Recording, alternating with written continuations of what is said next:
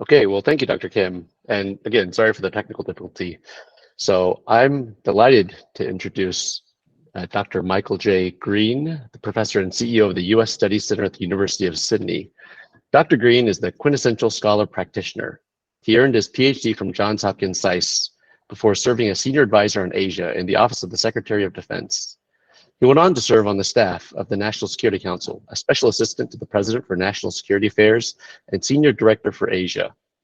In between and in subsequent years, he wove in many experiences at various academic and research institutions, including the Council on Foreign Relations, the Institute for Defense Analysis, the Center for Strategic and International Studies, and Georgetown University. These experiences of observing where theory meets the harsh bedrock of reality seem to inform much of his scholarly and policy writings. As he once shared of a story of President George W. Bush describing himself, Dr. Green, too, seems a realist in the short term, but an idealist over the long term. He certainly has put in the work to comment on long-term historical issues. He is the author of the book, By More Than Providence, a seminal book on U.S. grand strategy towards Asia Pacific, which tracks the formulation of U.S. strategy beginning from 1783. He recently published Line of Advantage, Japan's Grand Strategy in the Era of Abe Shinzo, which reaches back even further, tracing the origins of Japan's modern grand strategy back to the 8th century. His more complete bio is in the event announcement.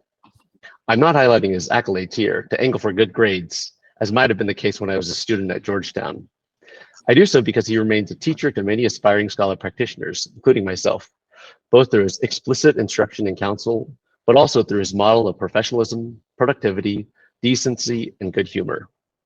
This is his fourth time addressing the ICAS audience. Please join me in welcoming Dr. Green for his opening remarks. Thank you, Dan. Thank you very much, Daniel. That was great. And Dr. Kim, thank you. Good to be with ICAS virtually anyway. And greetings from down under, from Sydney, Australia. I've been here since August, running the U.S. Studies Center. And it has been great fun for the family. Sydney, as many of you know, is a wonderful city, but particularly interesting to look at U.S. foreign policy and strategy sitting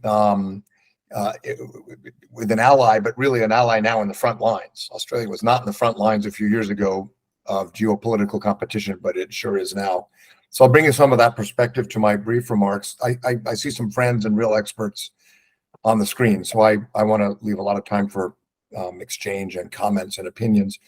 I'm going to use the president's trip to Hiroshima, the Quad summit, brief though it was, the G7, as an opportunity to take a look at the Biden administration's strategic approach to the Indo-Pacific and give my assessment and see what other people think.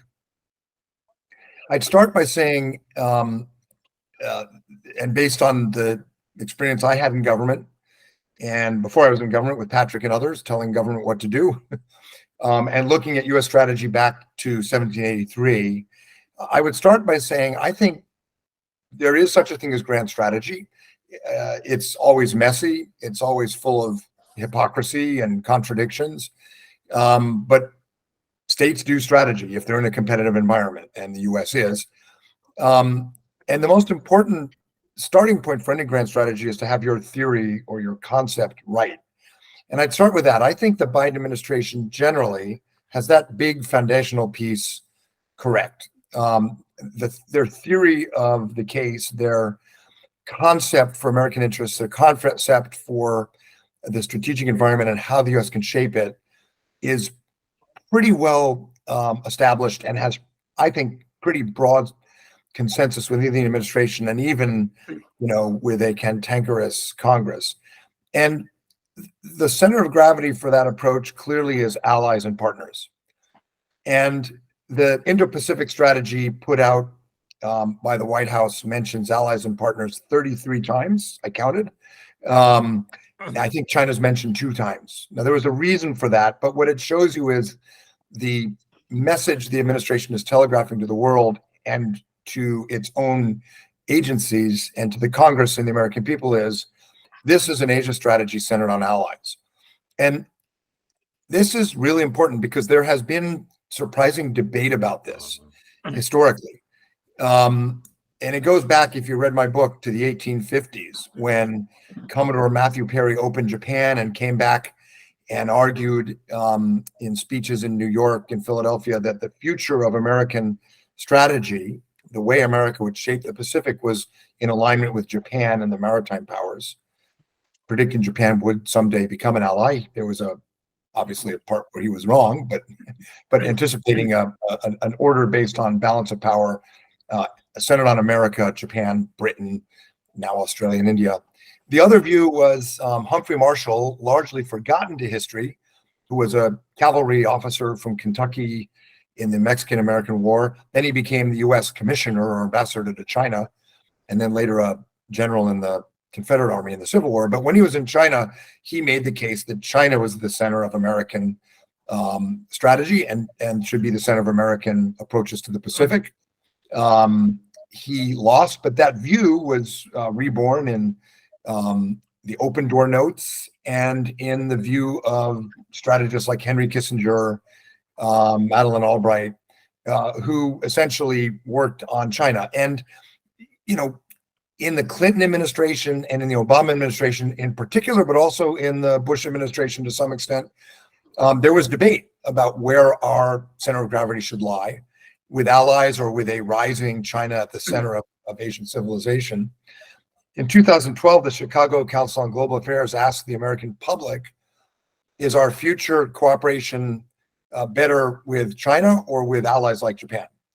And allies won, but not by a lot. It was pretty close. When the Chicago Council asked that question in 2019, 7 years later, 2/3 of Americans said our future in Asia is best protected by working with our allies and partners. And in surveys I've done at CSIS and here at the center here in Australia, that number is like 80% plus of Americans think, and our allies think, no G2, no strategic partnership with China, the future is allies. And Biden's got that right. And this is an administration that features a number of people who did not think that was right when they were in the Obama and Clinton years. But reality has forced some choices. And I think the Abe and Japan strategy was particularly influential. And so you have Joe Biden now as the greatest champion of the free and open Indo-Pacific strategy, the Quad, and counterbalancing China's rise with allies. And I think that part they got right. The part I've written in the past that they did not get right was it was a bit too much. There has to be some level of diplomacy, dialogue, and reassurance with China.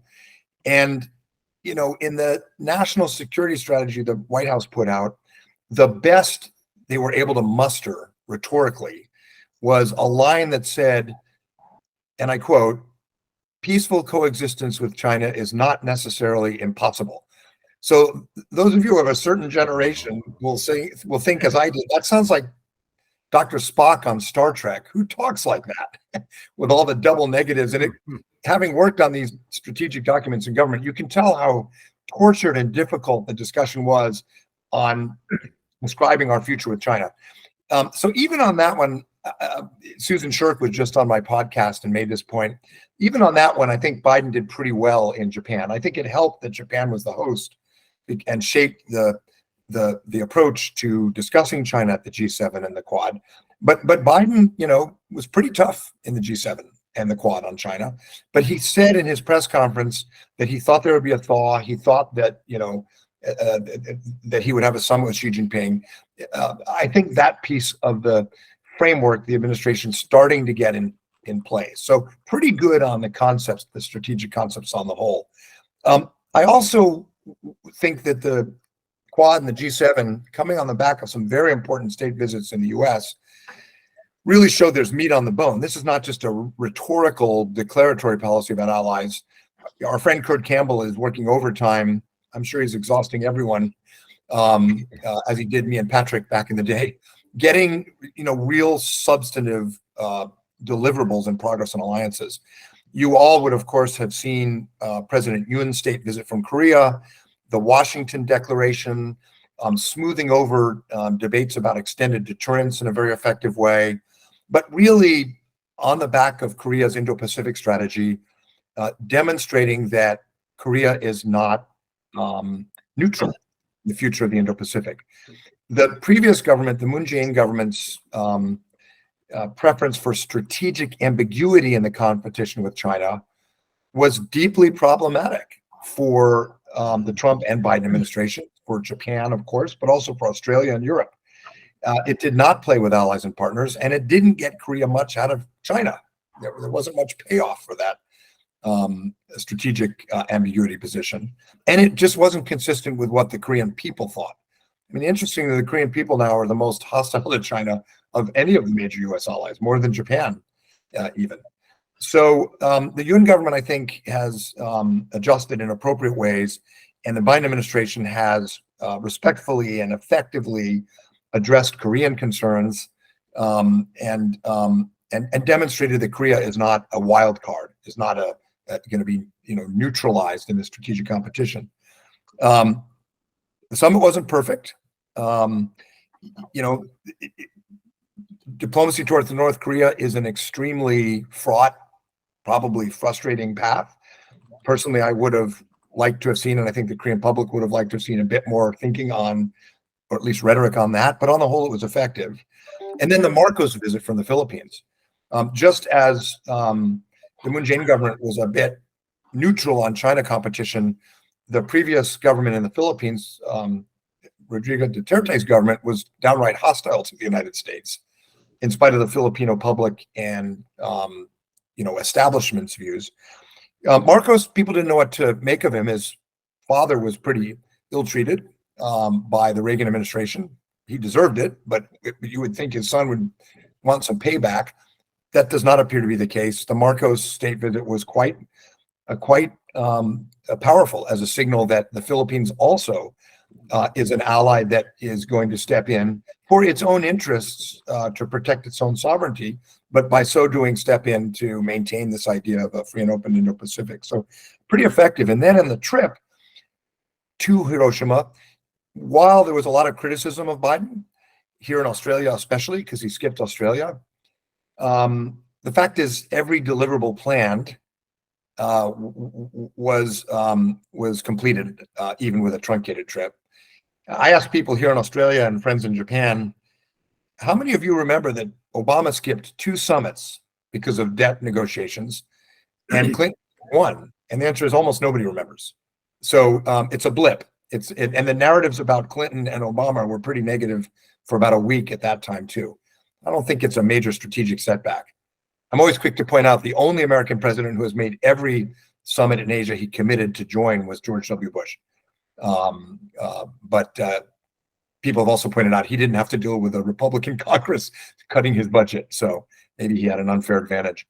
So the trip delivered. The Quad was reduced to a dinner, but I'm told, and others of you may have heard this from the participants, that there was a real meeting of minds, that Modi in particular recognized and acknowledged that what happens to Taiwan is related to what happens in the Himalayan mountains to India. This is the same China, and messages of deterrence have to be 360 degrees, not just one part of the China challenge. And so there was a good discussion. The leaders' meetings are the most important part of the Quad. The deliverables focus on public goods, as they have since the first Quad task force was established in 2004 to respond to the Boxing Day tsunami when I was in the White House and Patrick was at AID.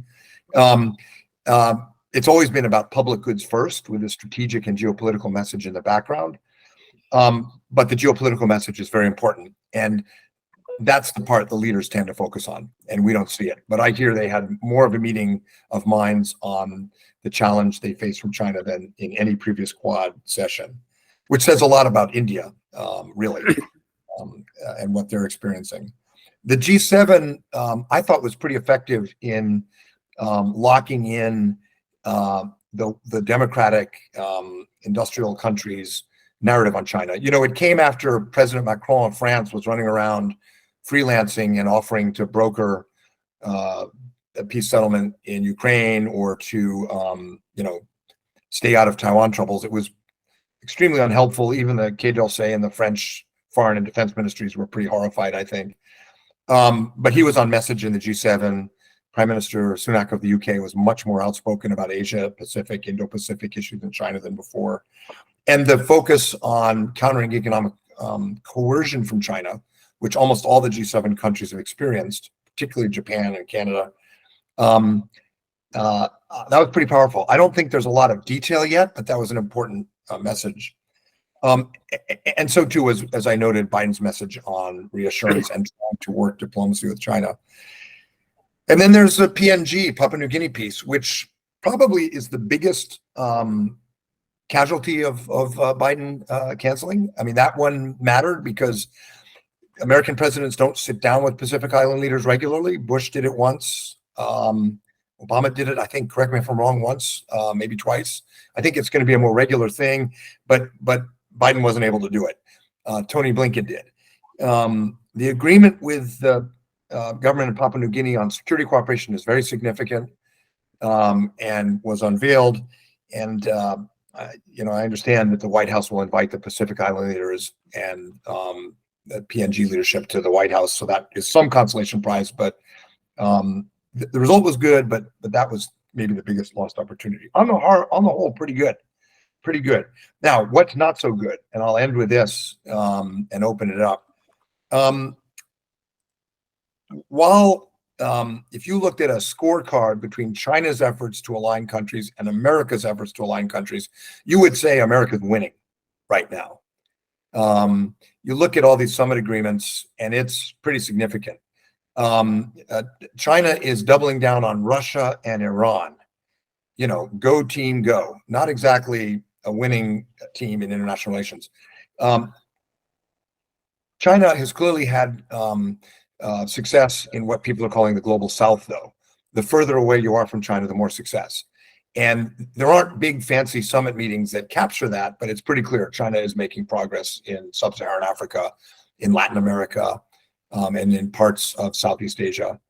But on the whole, the US has definitely secured more concrete agreements on security and diplomacy. That said, it's far short of what the Pentagon would like in its heart of hearts. The Pentagon would like what's called ABO, access, basing, and overflight agreements. They'd like the ability to operate from all these different places with high confidence if there's a Taiwan scenario. And nobody is signing on to that. Even Australians are not fully signing on to that, although everyone expects in a Taiwan scenario, Japan and Australia would be in. So it's not a NATO, it's not a collective security agreement. It's very patchwork still. And that will be long, hard work. And I suspect the Pentagon will have to live with a level of uncertainty that military planners don't like, but that's the reality of diplomacy in Asia. It's almost become like boring to say it because so many people say it, but the economic statecraft piece is missing. The Free and Open the IPEF Indo-Pacific Economic Framework. The Australians, the Japanese are putting on a brave face. Korea is, but it's not a real agreement, and it's going to have much more limited impact on rulemaking and business decisions than agreements that actually affect barriers to trade and investment, like EPP or RCEP. That said, it's pretty clear the U.S. is not going back to TPP, so the key will be to make as much of IPEF as possible. The administration is doing a lot of economic statecraft, but is mostly shutting down Chinese access to U.S. technology. On the whole, for good reasons in my view, but the defensive strategy is not enough. There has to be an offensive strategy to build rules and incentivize corporations to cooperate more, and to put a tax on China for its market distorting and predatory practices. And IPEF is a kind of thin reed to do it, but it's sort of all there is. So our closest allies are trying to make the most of it. And then finally, the other great weakness in U.S. strategy, it's not Joe Biden's fault entirely, but when the world, and boy, do I feel this living in Australia, when you live in Washington, all the dysfunction is kind of sport, and you kind of talk about it over beer. Did you see what the speaker said today, or did you see what Trump said? And it's almost, I think Washingtonians are sort of inured to it and talk about it like it's football or something.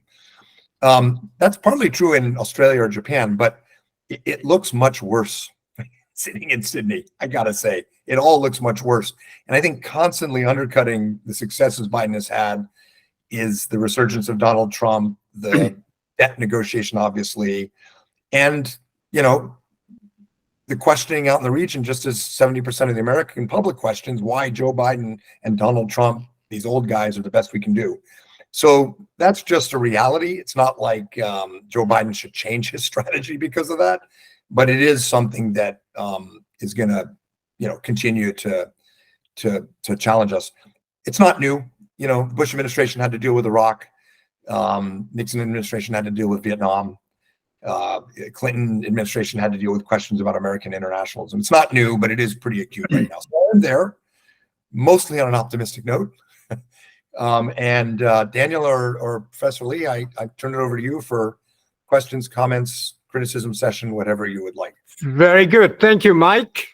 Now, let me make a quick, very brief comment. ICAS is not an agent of any government or foreign principles. There's no foreign fund involved in the ICAS activities.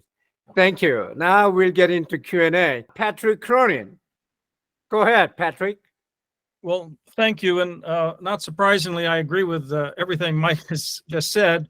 But since he's down in Australia and he's got a great view of the region looking up, I wonder if I can ask Mike a couple of questions that relate to technology because of AUKUS, especially the second pillar of AUKUS on advanced capabilities, and thinking about the Quad as well in terms of trying to set high technology standards. And given the fact that this is ICAS and we're talking largely about Korea, do you see scope for South Korea to increasingly be brought in to second so-called Pillar 2 AUKUS projects on advanced capabilities and on some of the, at least coordination with Quad, not a member of Quad, on things like high technology standards, supply chain, clean energy, maritime domain awareness? And then finally, just a strategic question back on your big point, though, is this enough with these allies, not just for Defense Department's ambitions on overflights and access in basing, but is it enough weight given the fact that Latin America, Africa, Middle East, none of them is voting for sanctions, for instance, on Russia. So we have great allies, but they're relatively few compared to where the world might be going. So that's more the strategic question. But the other one is really a more narrow question in terms of what's the scope for Australia and Japan and India and UK to bring South Korea a little closer into AUKUS and Quad-like activities. Thanks, Mike. Thanks, Patrick. Professor Lee, you want me to answer these one at a time? I'm happy to do that. I like your comment about looking up from Australia. That's a great pun I will use. Things are always looking up when you're in Australia looking at Asia. Thank you. I'm surprised no one's thought of that. It reminds me of the line I heard here. Charles Schultz, the Peanuts cartoonist, I think it was, said, if anyone ever tells you the world's going to end, tell them that it's already tomorrow in Australia. The tech question is really important. And I think Australia has a very advanced quantum, AI, innovative ecosystem. They're not manufacturers of semiconductors or semiconductor machinery like Korea and Japan. So it looks a little different from here, but you ask a very, very good question, Patrick. My own sense is that the administration's current policy is about right. So working with the Japanese and Australian governments to get an agreement to limit the export of high-end semiconductor manufacturing equipment was a big coup, very, very important, because we know, and these companies will tell you, China is stealing intellectual property rights from them in these areas. So they're partially inclined to do it anyway. It's not a complete imposition, but also lead of the U.S., Japan, Korea, the Netherlands, and Taiwan, but especially in manufacturing, Japan and the Netherlands, it's 15 years probably ahead of China. So for AI, this is a critical input, and that's a critical strategic high ground to dominate economically, militarily. So I think it makes sense. The debates within the Congress and parts of the administration about much more dramatic bans on foreign direct investment of any kind in China, for example, those will put us at odds with our allies, especially Korea, but also Japan, put us at odds with Taiwan. So I think it'll be really, really important to coordinate these issues. We do not have, it's really quite ad hoc now. We don't have anything like the Wassenaar Agreement, POCOM, to kind of regulate. I'm not sure, that may be a little too soon, because you don't want countries that, look, we're talking about a half dozen countries that really matter for these high-tech areas. You don't want an arrangement where you have 50 countries setting the rules. So I'm sympathetic to some extent with smaller groupings and ad hoc rate, but it's probably too ad hoc. And I think there's going to have to be more, the implication of your question, I agree with. There's going to have to be more formal agreements on how we regulate export controls and harmonize export controls and investment screening into our countries, but also outbound investment. The Korea opportunity for Pillar 2 of AUKUS. So Pillar 1, of course, is the nuclear-powered submarines, and Pillar 2 is advanced capabilities, but advanced capabilities that deliver, bang on the battlefield soon. We're not talking science projects for the next 20 years. We're talking about harnessing technologies, probably in the private sector, that can allow, more effective use of AI or hypersonics or components for basically weaponry or ISR. And Korea was just not in the discussion in Australia. And Pillar 2, of course, is Australian money mostly. Korea was simply not in the discussion. The defense minister, Richard Marles, gave a speech talking about having Japan dock in to Pillar 2 of AUKUS, recognizing that Mitsubishi Electric and other Japanese companies Mitsubishi Heavy have a big presence in Australia already and a lot to bring. But no discussion of Korea because, frankly, the Moon Jae-in government just appeared so disinterested in playing in these games. The Korea-Australia relationship is just on fire right now. It's just taking off. And I think you'll start seeing some discussion of Korea docking in. The Korean company Hanwha is quite active in Australia, is looking at Australia as a manufacturing base, not just for the Australian military, but the world. So all upside for Korea-Australia. And the fact that Japan-Korea relations, I should have mentioned, are on an upward swing will help. That said, the ITAR and tech transfer complications in AUKUS have to be worked out. So we're not talking about next year. Well, we're not talking about this year. It's going to be a little time. The US, UK, Australia have got to work out these obstacles to tech transfer first. And Korea and Japan will not get the same deal.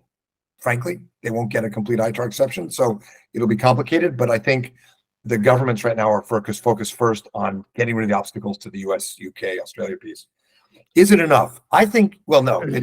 Deterrence dissuasion is never enough. It's always, mitigating risk. I think it is.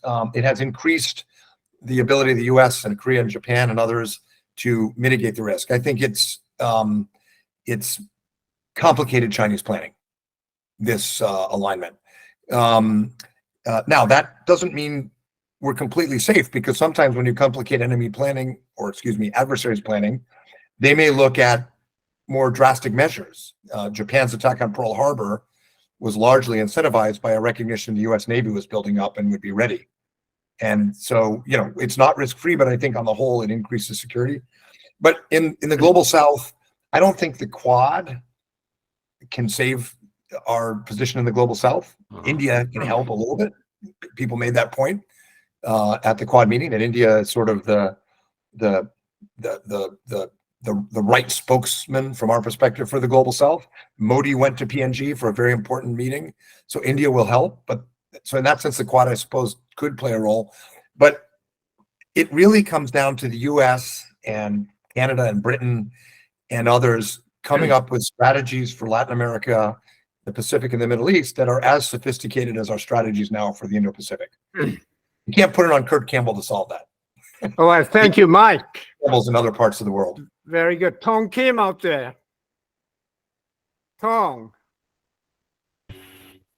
Tong Kim, go ahead. I had trouble to hook up with the link that they sent me. But anyway, so I lost first part of Mike's presentation. But nevertheless, I will ask him one question.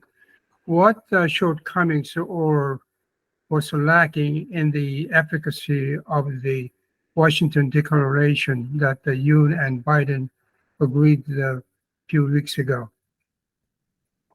Thanks, Tong. Good to see you again. We had many adventures in Pyongyang and Beijing over the years, way back when.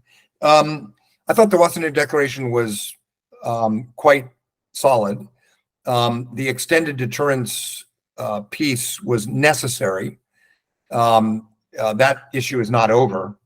Public opinion in Korea, as you know, is overwhelmingly in favor of a nuclear deterrent for Korea or something like that. And so the debate will continue. But I thought it put that issue in an official channel where governments could look at the right approach, and they'll be held accountable by the press and the public. But I thought it was a good placeholder. I thought the agreements on Indo-Pacific and regional issues were really important. The UN government's agreement to host the Summit for Democracy and put, I think it's $300 million into $100 million over 3 years into supporting democracy was really important, because it now makes Korea the most significant supporter of President Biden's vision in Asia, more than Australia for sure, and more than Japan. So I credit with a lot. I don't know if you heard, Tong. I'm very skeptical that diplomacy with North Korea will work, but I do think the administration has given up even trying. And the piece that I thought was missing would have been a bit more of an effort to demonstrate an openness to diplomacy. The reality, of course, is that Pyongyang has refused to put the nuclear issue on the table and is violating all its agreements. But I still think there was room for framing that issue, for even humanitarian gestures to the North and other things. So not that it would have worked, but I think it would have, set the tone that the UN-Biden relationship is not abandoning diplomacy. It's the North Koreans who are abandoning it. That's what I would have added. Thank you, Mike. Don Kerr, go ahead. Don Kerr. Thank you. Go ahead. I have the impression, which may be mistaken, that acrimony between the U.S. and China is kind of lifting, and that although Taiwan will remain always a huge issue, the Chinese are not going to press it in the U.S., press it militarily, that is, and the U.S. is not going to rub it in their faces. So if they can sort of agree not to make any more of a fuss about Taiwan than they already have, is it possible that otherwise there really is a thaw at the moment, maybe not an enduring one? And speaking of which, do you think it might be enduring? That's my general area of question. Yeah, I think it probably is not enduring, but it could be. It's a bit of a cop-out. The thaw is a metaphor that doesn't quite work because the seasons have a sort of predictable cycle to them. To me, it feels like an airplane that's been plummeting towards Earth, and the pilots have kind of leveled out at about 10,000 feet. Okay. But the one engine isn't working, and there's damage to the fuselage, and it's still quite perilous. So I could imagine a number of things that would go wrong. The incentive for Biden to stabilize relations is that U.S. allies are asking for it, and U.S. companies, which you can't ignore, and farmers are asking for it. And the incentive for Xi is he's got multiple domestic problems. If he can keep doing what he's doing and spend less time on the US, he'd probably appreciate that. And then with APEC, Xi is supposed to go to San Francisco in a couple months. And so both of them have an incentive to try to make that happen. But I can imagine a number of things that could go wrong even before Taiwan's election, which the Chinese will probably not react to well, no matter what the result, frankly. So one would be the report on what was in that spy balloon. You have continuing export control rules. There's no the Chinese diplomatic stance has thawed, but the PLA stance has not. There's a number of things that could easily, cause the engine to burst into flames again. And so we've plateaued. We've thawed, if you like. There's an incentive to hold that to the APEC summit. But a lot of things could mess with that. I'm not predicting the plane then crashes into the earth and we have a war, but it's going to be very, very hard to manage. And look, the reason is because in China, under Xi, there is a massive social mobilization campaign against the US. And there are multiple actors who are dominating that campaign, who have every incentive to portray everything the US does as containment and a threat to China. And what we're seeing in the thaw is a bit of a movement from the Ministry of Foreign Affairs and to some extent Zhongnanhai, but the other side is not done. And we don't have a social mobilization campaign in the US, but we do have a lot of movement in the Congress on China and a lot of legitimate and important investigations and transparency coming about what the PLA is doing, technology theft, Xinjiang, and very possibly also the coronavirus origins. So it's not. I'm not overly optimistic. I think we're stabilizing. That's about the best you can say. Okay, well, just a quick follow-up. You mentioned that the diplomacy is one thing, but the PLA is another. But I mean, doesn't Xi Jinping more or less control the PLA? They don't seem to be pressing their encirclement of Taiwan quite as firmly as they were, certainly during visits by Pelosi and McCall and all the other numerous other congressional visits. Yeah. So you're absolutely right. Xi controls the foreign ministry. He chairs the Central Military Commission and all the rest.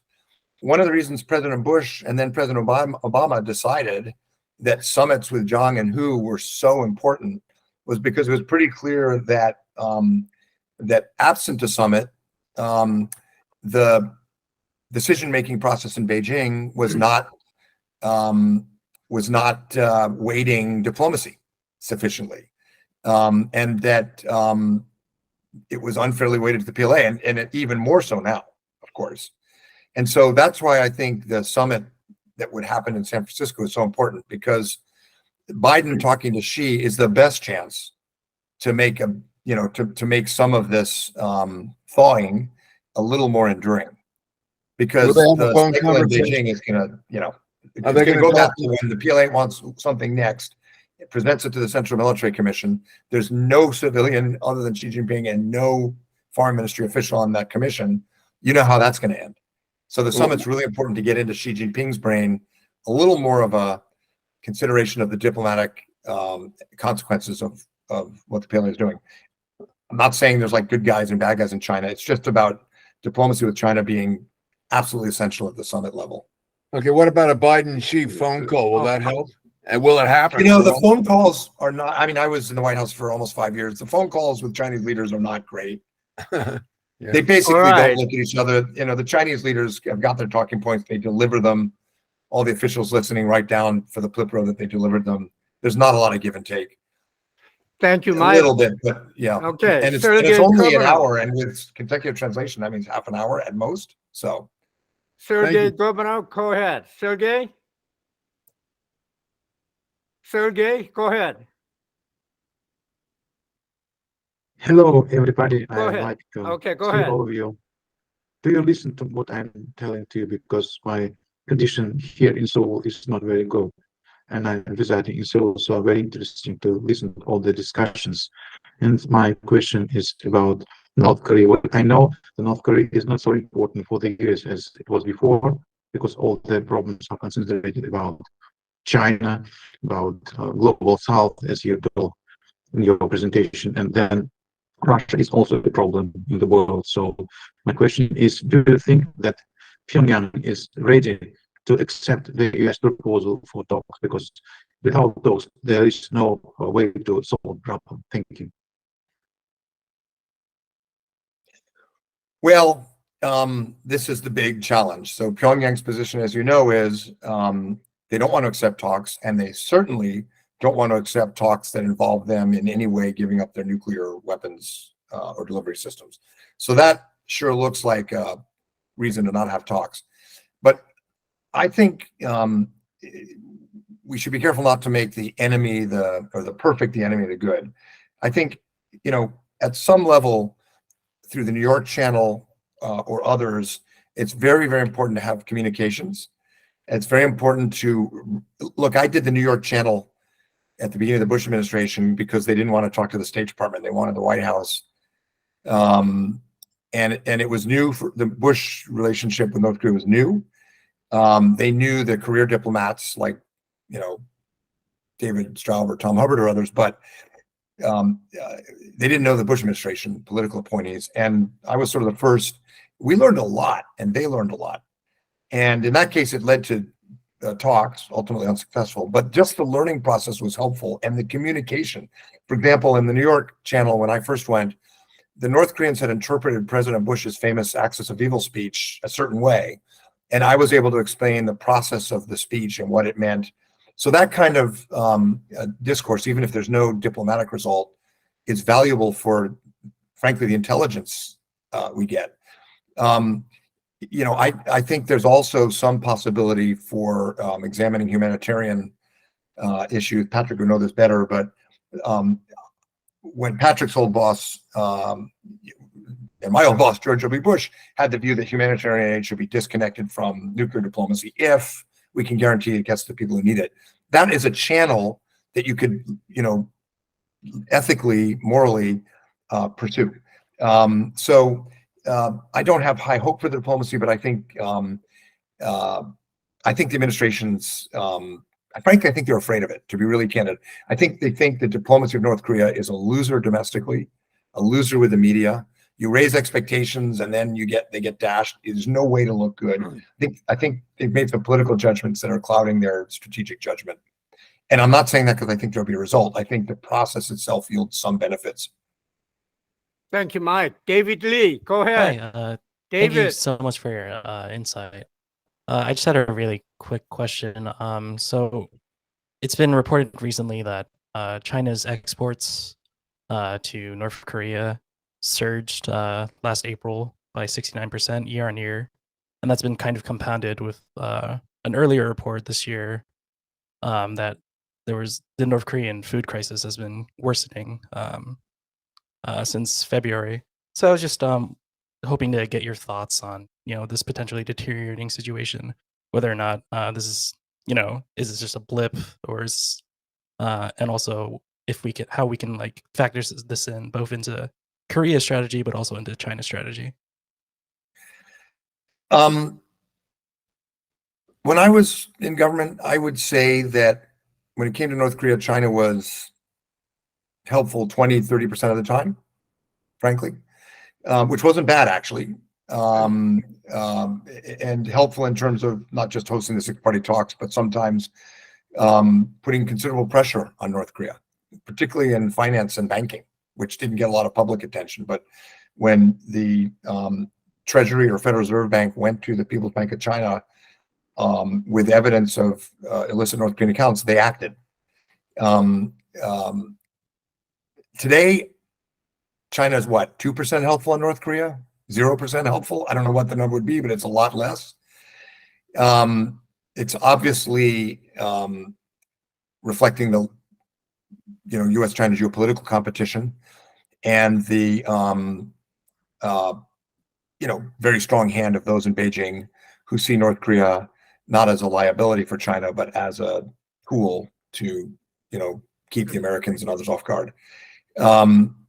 I think we have an opportunity, and one that has not been fully utilized, with the reconciliation between Tokyo and Seoul and the renewal of much more active trilateral U.S. ROK Japan cooperation. I think we have an opportunity to build on that and to get the EU, to get Australia, Canada, and other parts of the world, India even perhaps, to collectively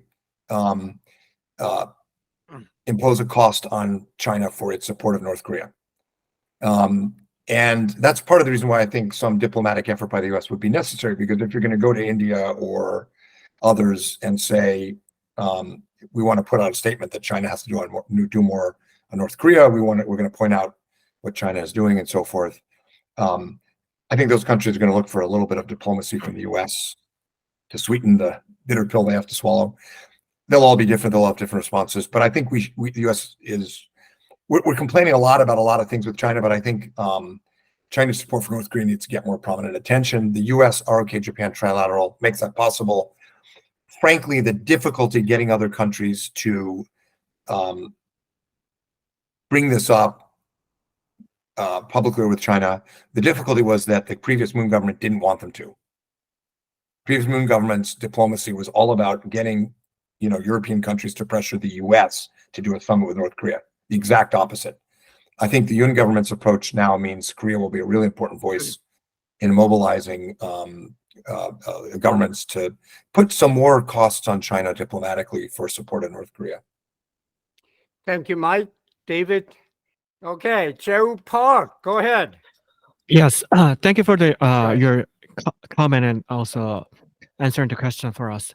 And since you are also a Japanese expert, I would like to ask this.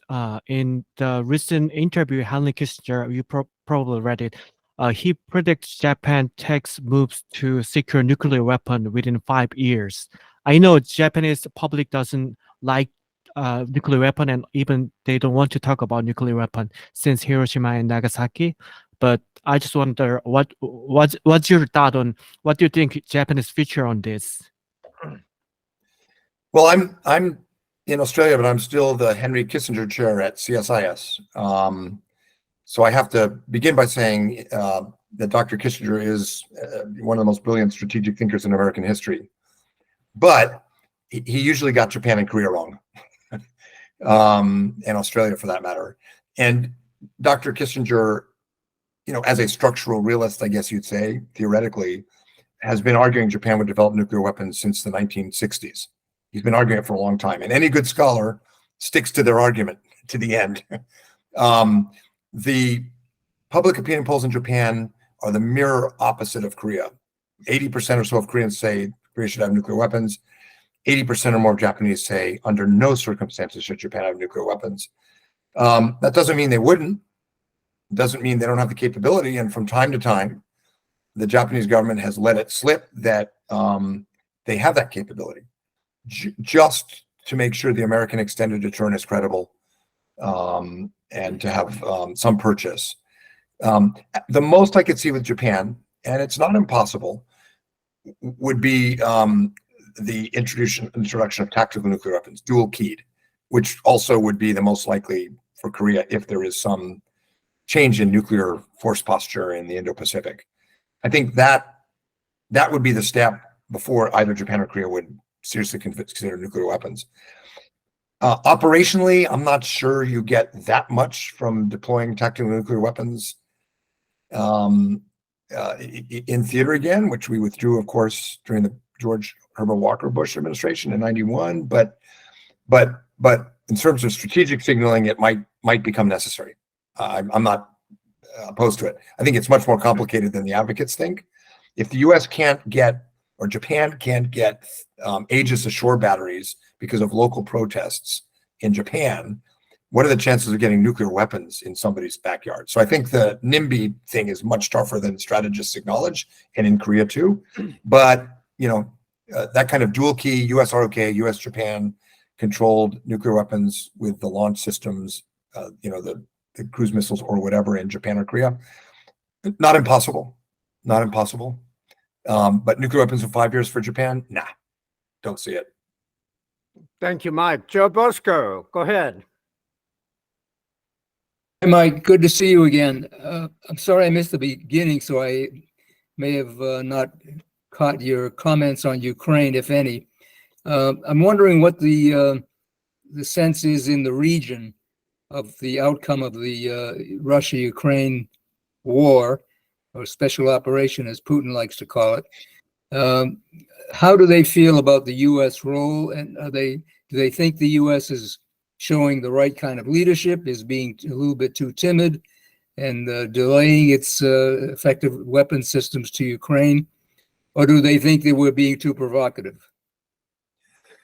So it's a really interesting subject, Joe. And by the way, it's great to see sort of the pantheon of Asia strategists I saw in Washington over many decades, all in one place. So thank you for joining.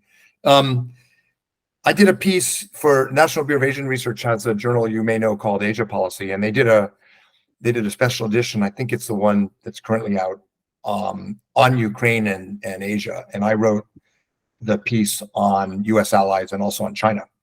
And so I, had my RAs do some digging into the polling and other things for me. And as you'd expect, the Ukraine invasion was really catalytic for Japan, Taiwan, Korea, Australia, and made real the possibility of war. Like the number of Japanese who said war could happen in their lifetime jumped. War in Asia, war involving Japan, could happen in their lifetime, jumped after the Ukraine invasion. It made what Taiwan was doing, what the PLA was doing towards Taiwan, very visceral, very real. I was in Taipei in March last year. The Biden administration, after the invasion, wanted a cheap and easy way to show the flag and getting out of work. Former officials, Mike Mullen, Michelle Flournoy, Evan Medeiros, myself, we got $120 per diem, and we weren't official, so they could deny what we said if they wanted. It was a quick and cheap and easy way to get some presence in Taipei. But we had fascinating meetings all day with Tsai Ing-wen and Joseph Yun and others, And my gosh, as you'd expect, the impact of the Ukraine invasion. There were Ukrainian flags everywhere. The media was saying, this is New Taipei City, this is Kherson, this is what New Taipei City would look like. Or here's the buildings in New Taipei City, the town hall or whatever. Here's what they look like now in Kherson or Kyiv or whatever. It was just visceral. And Tsai has very helpfully come out and said to those arguing, like my friend Bridge Colby, we need to get out of the Ukraine business so we can deal with Taiwan. Tsai has come out and said, no, for Taiwan's security, the world, the democracies of the world have got to show that aggressors are punished. And that's certainly the view in Australia and Japan and Korea. One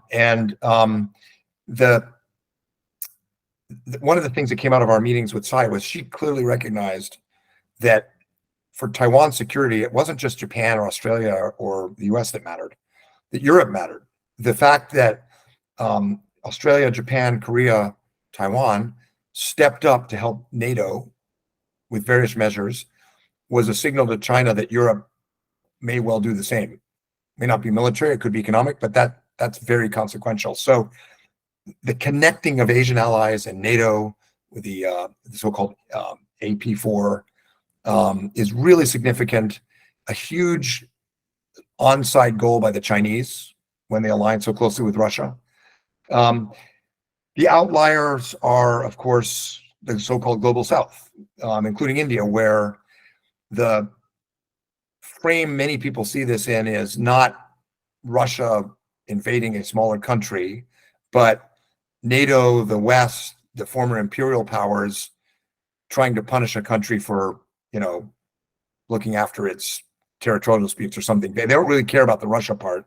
What they care is they see NATO, the West, Japan, all the former imperial powers, coming together. And so I think people in the West and in Japan and Korea and Australia have been surprised at the media in places like Indonesia or Africa about Ukraine. And in the Indian case, which is probably most important to us, because India is so dependent on Russia for weapons, they can't take the position that we would want. I think their position is rapidly shifting, though. for reasons of self-interest. The Russia-China alignment is not good for India. And if you're relying on Russia for your weapons right now, it's not looking very good in terms of reliable supply. So I think you'll see the Indians quite dramatically shift. What I hear from the Quad Summit is Modi telegraphed that pretty clearly in private to Biden and Kishida and Albanese. Thank you, Mike. Singjay Park, go ahead. Thank you. Well, good, Michael, good to see you again. And your looks haven't changed much compared with 14 years ago. So I'm very happy to see you. And it's sunny all the time in Sydney. yeah. Well, I want to ask you one thing related with North Korea and China. And well, actually, North Korea does not have fuel and, oil and gas. They mostly get through the China. And looks to me, it's illegally, North Korea get a lot of oil product through the China. Is there any way we can stop them? Then it will be good. Also, as you mentioned, maybe Chinese, economic size, maybe North Korea is less than 1%, very small, limited. But right now, almost more than 90% North Korea economics are reliable by China. So depends on China. So if we can cut off the certain amount of oil from China to North Korea, it will help us to pressure more seriously to North Korea. But right now, it won't happen. So North Korea and China don't care about the sanction much. So is there any opinion? So right now, the U.S., Japan, Australia, Canada, and others are engaged in maritime interdiction operations, and are finding that Chinese ships and Chinese entities are helping North Korea get around sanctions. I mean, these navies are catching them red-handed. I think the new stance of the Yoon government could really energize this effort, because Korea's voice on this is so influential. That raises the question, should we go to secondary sanctions against China? That's a big move. It would come at a time when overall U.S.-China relations are really fraught and fragile. My guess is right now, and certainly before the November APEC summit, the Biden administration, which on the whole is pretty tough on China, I think they'd be hesitant to push for secondary sanctions right now. But they should be warning China, I hope they are, and they should be presenting clear and compelling evidence. And down the road, imposing more secondary sanctions, it will be much more effective if it's multilateral. And here again, I think Korea's diplomacy is critical. It's one thing for the U.S. to go into governments and say, we need your help on this, but if the South Korean government goes in too, it has real weight, I think. And all the more reason why we need to put the spotlight on China diplomatically and clarify, the point earlier about how China's trade with North Korea jumped. That's coming at a time when you all will know the numbers better, but China's overall trade with North Korea is about 90%. I mean, this is a completely dependent vassal state. And I think that a lot more can be done, even if we're not sanctioning China right now, secondary sanctions, a lot more could be done to spotlight China's responsibility and to do it in multinational forums with Korean help. Thank you. Joe Bosco, do you have a follow-up question? Joe. No, I thought Mike's observations were quite on target. And I think that the Biden administration itself may well need to re-examine how vigorously it's defending Ukraine by sending weapons, and that the messages are being read in Taiwan, as Mike pointed out, in terms of the comparison between the Ukraine and the Taiwan situations.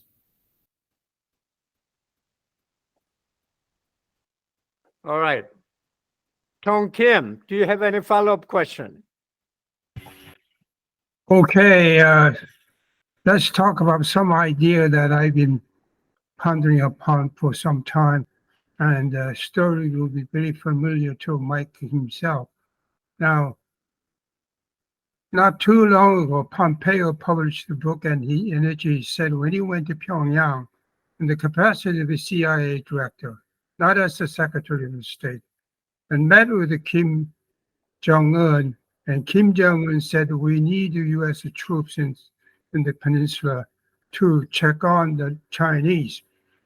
And this is not the first time North Korean leader said. His father all along said it. And his grandfather, Kim Il-sung, sent his party secretary, Kim Yong-sun, to New York. And in his meeting with Anil Cantor, then Undersecretary of State, and he said pretty much the same thing. I'm reminded of the fact that during the Cold War, the United States, Kissinger and Nixon opened up to China, not because they liked the China or Chinese, what the Chinese were doing, but nevertheless to divide the camp of the communist dictatorship and splitting China out of the Soviet control, which was very successful. That turned out to be Shanghai Communique, which still gives some basis for basic tenets of a U.S.-Chinese relationship. Now, idea is, and it's through our experience, my own experience, numerous times over 10, 15 years, meeting with the North Koreans, they always say, we need help, and the Chinese are helping us, but not because they like us, but they want to, but because so doing is in their own interest to keep North Korea on their side. Now, what if you talked about diplomacy, and even if we would limited the goal of diplomacy at this point, just a New York channel, whatever channel, there should be some communications channel and information exchange, and it's always useful. But what if a grand idea of accommodating North Korea from the point of the United States strategic interest? China always thought that they needed their bubble, Korean Peninsula bubble, either North Korea. Mao said the relationship between China and North Korea was that of mouth and teeth, lips and teeth. But so there should be, then there is a lot of argument that they are talking about the necessity of a buffer zone and Korea. And if we accommodate North Korea, first limited acceptance of the nuclear power and non-proliferation, and working on gradually upon minimizing their arsenal, nuclear arsenal, eventually for the final, and politically, that's the only way you can deal with the North Koreans anyway, the ultimate goal of denuclearization. So what do you think of the idea? It's not, I've been writing my column for 15 years of Korea Times, but nobody listened or paid much attention to stuff. But I never wrote this piece. So I like to have your thought on some of the things I said all along. Thank you, Tom. Mike might listen to it.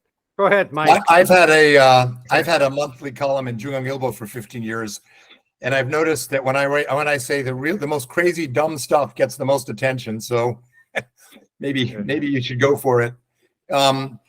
I have heard this, and of course Kim Il-sung said that too. I think Jimmy Carter, that troops in the U.S. troops in the RK are necessary to keep China and Russian, Japan, and others at bay.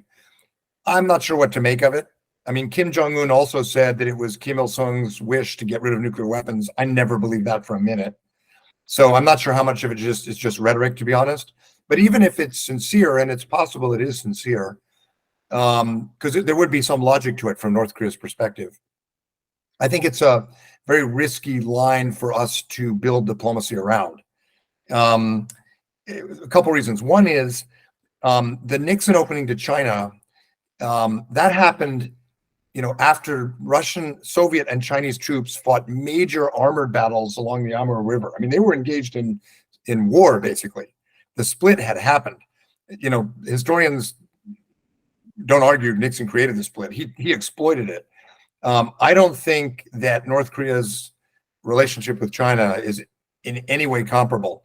Does North Korea want to reduce dependence on China? Yes, probably. That may be where there's a bit of an opportunity, but it's our agency, our ability to actually affect a split, I think is really, really limited compared to the circumstances Kissinger and Nixon faced. The second reason is that if we have diplomacy based on a sort of an agreement where we're appearing, I don't know if you're suggesting this, but if we're appearing to accept North Korea's current nuclear situation in exchange for them accepting us troops on the Korean Peninsula, that would be absolutely devastating to our credibility with our most important allies in a way that the Nixon opening wasn't. I mean, the Japanese and Australians and Koreans were surprised, but they also wanted to improve relations with China and, of course, Tanaka and not the Korean, not Park Chung-hee, but Tanaka in Tanaka Kakuei in Australia and Whit Gotham in Australia rushed, and Trudeau from Canada rushed to go to China. There were reasons why they were happy with that thaw. I think that this kind of bargain with North Korea would be viewed with real alarm. I mean, it would completely undermine the Washington Declaration's reassurance about our commitment to extended deterrence. It would do the same thing in Japan and Australia. So I think it'd be very risky as a political or diplomatic line. However, what might be interesting, Tong, if you want a suggestion, is you'll recall when we went to Pyongyang, over the dinner, Jim Kelly had me talk to Kim Dae-gwan about the world situation, which was really a way for him to kill time because we'd run the course of our negotiations on HEU. But it was actually quite interesting because hearing Kim Dae-gwan's version of international relations was quite insightful. So if there was a second track dialogue with North Korea, exploring issues of interests, not committing the US government to any kind of line, but just sort of open-ended, that might yield some interesting insights. So that would be my view, but you should write it if you believe it, and you can see who likes it. I have to excuse myself. Okay. I'm going to get on to my next activity. All right, Mike, thank you very much. This is a great session, and we'll get back to you, Mike. Thank you all. Great questions. Yeah, let's give Mike a big hand of applause. Okay. Thank you, Mike. Thank you. We'll get back to you. Thank you, Mike. The meeting is adjourned. Thank you.